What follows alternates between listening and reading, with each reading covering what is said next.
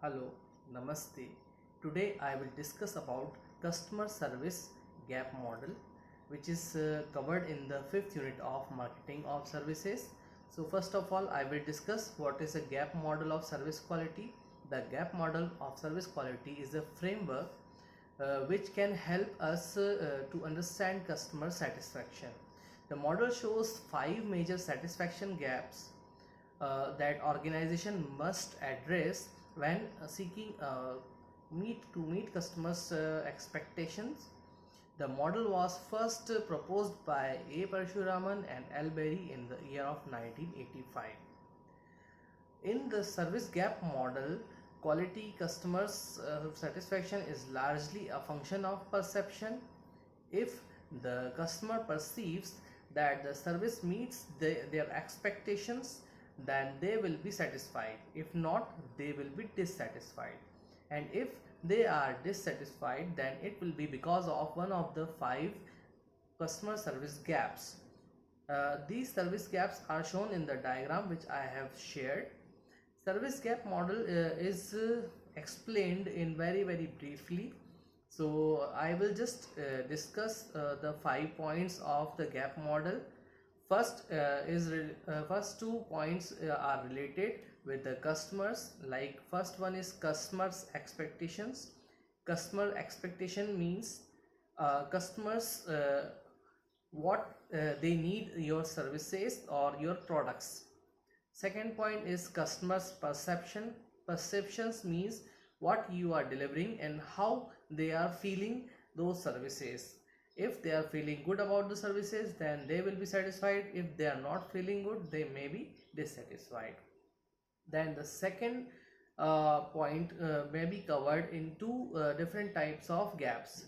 Second one is related with the company's gaps, in which we will cover the other 3 points: service delivery policies, understanding of customers needs, and one more is the external communication. So first of all, what is the difference between the service delivery? Means if their services are not delivered at the time at the proper places, so customer may not be satisfied. At the another hand, out of the box, service delivery policies may be not good or not may be satisfactory at the customer's end. Then understanding of customers needs, what they are expecting in your products or services is their needs. Means if they are expecting more and you are not giving that much or less, then they may not be satisfied. So we have to bridge the gap between the customer services and the delivery of that services by the company. So to use the model, an organization should measure each of the gaps and then take steps to manage and minimize each gap. Let's examine each of the five gaps in turn. First one is the knowledge gap. Knowledge gap means the knowledge is the difference between the customer's expectation and of the service and the company's provisions of that services. Second one is the policies gap. Policies gap is the difference between management understanding of the customer's need and the translation of that understanding into service delivery policies and standards.